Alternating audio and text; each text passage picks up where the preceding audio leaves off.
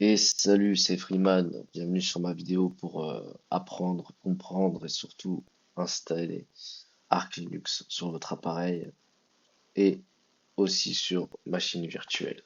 Voilà. Donc, on va y aller étape par étape. Première étape, c'est de mettre le clavier en français. Donc, on fait load case.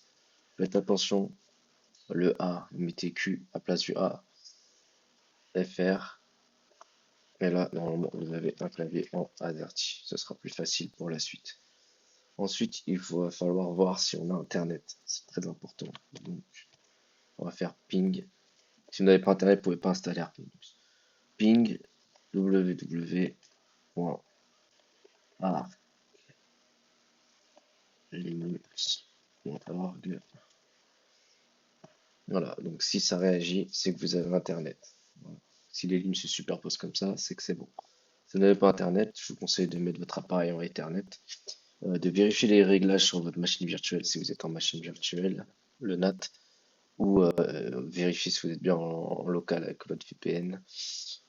Sinon, essayez de connecter votre appareil en Ethernet comme je l'ai dit. Et aussi, si vous n'avez pas le choix, il faut connecter votre appareil par le Wi-Fi. Donc c'est simple, vous avez la commande IWCTL. Voilà.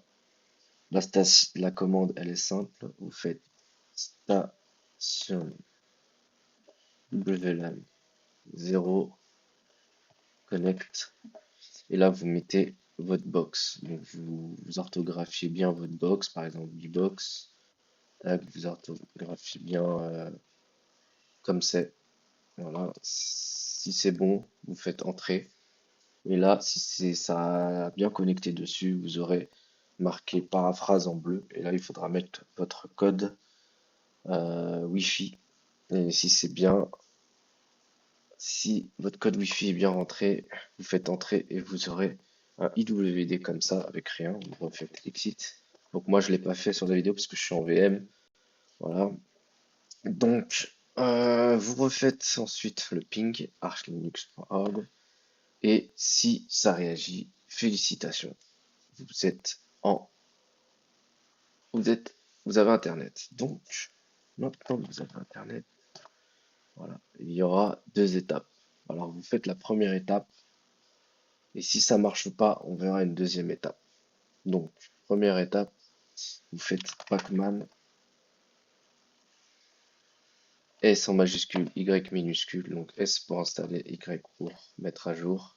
Là, on va mettre à jour Arch install. Donc ça va être avec ça qu'on va installer Arch Linux. Donc on va le mettre à jour. Voilà. Vous faites oui. S'il y a une erreur, vous refaites la même commande. Normalement, c'est bon. Voilà. Dès quand vous avez fait ça, normalement, vous faites Arch install et ça fonctionne. Vous allez rentrer dans l'installateur Python. Maintenant, il se peut que vous ayez cette erreur-là. Voilà. Donc, si vous avez cette erreur-là, pas de panique. Il va juste falloir reboot, euh, redémarrer l'ordinateur et on va faire une autre, euh, une autre alternative, une autre alternative afin de pouvoir installer Arch Linux. Donc je vous conseille vraiment de n'essayez pas de faire des bidouillages, machin, redémarrer votre, votre, euh, votre distribution. Ça sera plus simple. Ouais, ça marchera surtout. Non, je vous vends pas du rêve, on va voir ça dans quelques secondes. Voilà. Donc, on a fait un reboot. Vous faites un load case. Donc, vous mettez load case fr. Voilà. Vous revérifiez si vous avez Internet. Donc, si vous n'avez pas Internet, vous refaites les étapes qu'on a vues précédemment. Et on va faire pacman case init. Voilà. Et on va faire un pacman case populate Arch Linux. Voilà. Une fois que vous avez fait ça, vous ne mettez pas à jour Arch Linux, vous lancez directement Arch Linux. Donc là, il nous Arch Linux. J'ai dû oublier quelque chose. Arch install, pardon. Ouh là là. Voilà. Vous lancez directement Arch install. Donc, bon là, il vous dit que vous n'avez pas la dernière version, mais c'est normal. Parce que si vous le mettez à jour, vous ne pourrez pas voir la suite. Donc, vous arrivez sur cette interface-là en Python 1 pour installer facilement Arch Linux. Vous allez voir, c'est pas difficile. Donc, vous faites entrer sur la première ligne. Vous faites un /fr. Vous allez directement avoir cette option. Vous faites entrer. Vous voyez, le curseur est descendu automatiquement. Donc, vous n'avez pas besoin de baisser ou monter.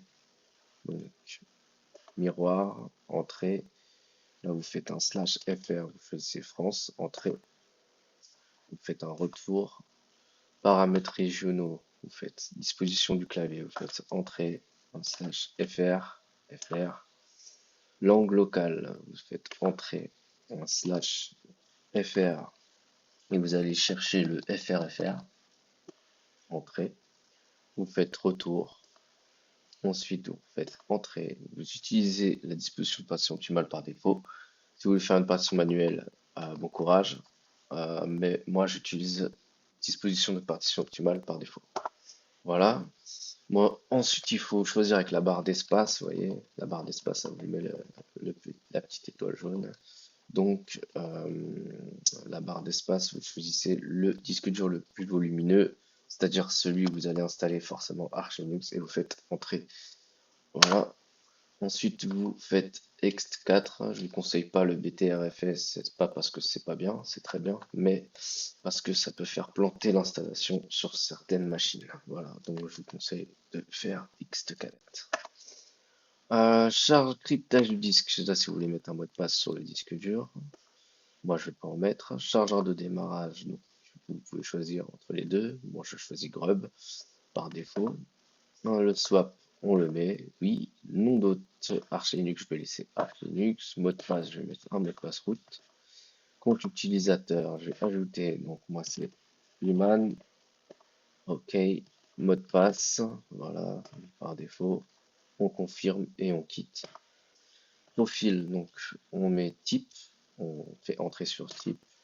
Et là, on va choisir ce qu'on veut faire. Donc, si vous voulez l'utiliser en tant que serveur graphique, vous faites Xorg. Si vous l'utilisez en tant que serveur, vous faites serveur. Si vous l'utilisez en mode minimal, vous faites minimal. Donc, il n'y aura pas d'interface graphique installée, ni les prérequis pour en installer un. Et si vous faites desktop, il va vous installer les prérequis plus l'interface graphique. Voilà.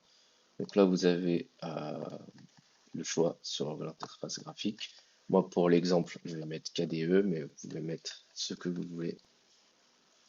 Vous choisissez avec la barre d'espace et vous faites entrer. Ensuite, le pilote graphique. Donc là, vous choisissez le pilote graphique adapté à votre carte graphique. Donc, si vous êtes sur APU ou GPU AMD, vous faites AMD. Enfin, voilà, Intel, pareil. Nvidia. Alors, Nvidia, vous avez le choix entre les drivers propriétaires open source, sachant que les propriétaires sont recommandés si vous voulez faire tourner la plupart des jeux, surtout sur Linux. Voilà. Mais il se peut que vous ne jouez pas au jeu. Là, je vous conseillerais plus de mettre un driver open. Voilà. Nous, comme on est sur une VM, on va mettre VMware VirtualBox. Voilà, donc Greeter, on va laisser SDDM par défaut. Enfin, vous pouvez mettre autre chose, mais moi je vais laisser SDDM. Retour, audio, donc soit vous choisissez Pipwire ou Pulse Audio, peu importe, selon votre préférence, mais en tout cas il en faut un pour gérer le son. Le noyau, alors le noyau, vous avez différents noyaux, donc Linux, Linux LTS, Linux Zen. Donc Linux, ça va être un noyau qui va installer toutes les applications dès qu'elles vont sortir. Donc vous aurez les dernières mises à jour au top. Seulement, vous aurez forcément, vous allez être un peu des testeurs ça qu'Arch Linux est beaucoup utilisé par les testeurs parce qu'en fait, ils testent les dernières applications pour pouvoir après les implémenter sur leur version à eux. Mais vous avez la possibilité aussi de mettre un noyau qui va attendre un peu avant de mettre les dernières mises à jour.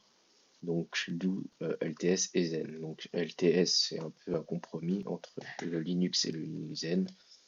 Et voilà, donc si vous débutez dans Arch, je pense que vaut mieux utiliser Linux Zen, ça vous évitera de casser trop vite votre distribution.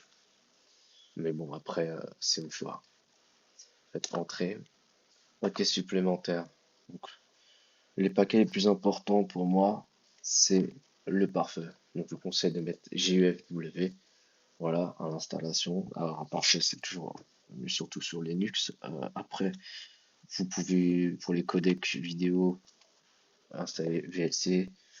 Et puis pour l'audio, vous avez le choix d'Asus, Strawberry,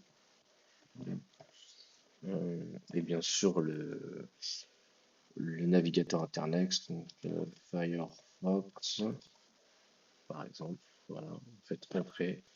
Donc là, il va prendre en compte ce que Audacious, bon, je l'ai mal écrit. Voilà.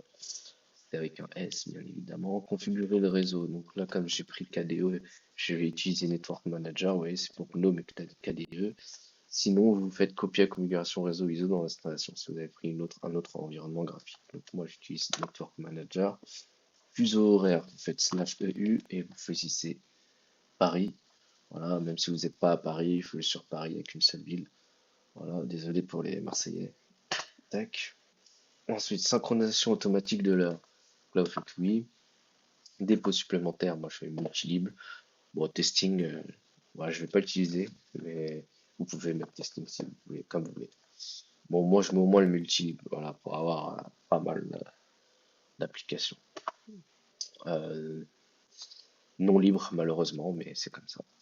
Ensuite, bah, vous faites installer, vous appuyez sur entrée, et là vous avez le décompte et votre installation va commencer. Voilà. Donc vous attendez bien la fin, vous coupez pas votre connexion, enfin c'est logique. Et on se retrouve à la fin de l'installation. Alors voilà, l'installation c'est terminé. Donc vous avez ce message. Souhaitez-vous coûter dans l'installation nouvellement créée? Vous faites oui. Voilà. Là vous êtes en route, vous faites exit. Voilà. Et ensuite, dès que vous avez le route en rouge, vous faites reboot. Voilà. Donc là, il va reboot. Pas besoin d'enlever la clé. Je vais vous montrer une petite astuce rapide. Voilà, et là, vous faites boot existing OS sur le lancement de la clé. Voilà. Et là, vous choisissez votre distribution de Arch Linux. Donc voilà, normalement, si tout s'est bien passé, vous allez loader sur l'interface de session. Donc, pour ceux qui ont choisi les drivers NVIDIA propriétaires, lancez avec X11, je vous conseille. Voilà. Euh, voilà. Et si ça fonctionne pas avec Wayland, mettez X11. Voilà. Enfin, moi, je vous conseille X11 parce que parfois ça bug avec Wayland. Voilà. Donc là, vous mettez votre mot de passe. Vous voyez, j'ai mis mon mot de passe. Ça s'est mis directement à FR. Pas besoin de changer à disposition, ça se fait automatiquement. Appuyez sur Entrée. Et là, votre session va s'ouvrir. Donc là, quand on en est là, c'est que ça sent bon, hein. Normalement, c'est gagné, quoi. On a notre arc Linux, hein. Voilà. Donc voilà, là vous avez le centre de bienvenue de KDE. Donc ça sera différent si vous avez choisi un autre environnement graphique. Voilà. Euh, voilà, petit tips de fin de vidéo, comme vous avez regardé jusqu'au bout, bah, je vais vous montrer un petit tips pour afficher notre version de Arch Linux sympathique. Donc vous faites un euh, sudo pacman neofetch. Voilà. Vous installez NeoFetch. Voilà. Allez, vous lancez NeoFetch. Et là, voilà. Là, vous avez un beau logo Arch Linux qui vous dit bien que vous êtes bien en Arch Linux 64 bits slash avec VirtualBox. Et voilà. Donc voilà, c'était Freeman. J'espère que ce tuto vous aura aidé à installer Arch Linux rapidement, facilement et surtout que vous aurez appris certaines choses. C'est le principal. Toujours apprendre dans la vie, c'est génial. Allez, bonne journée à vous, bonne soirée et à la prochaine. Ciao, ciao, c'était Freeman.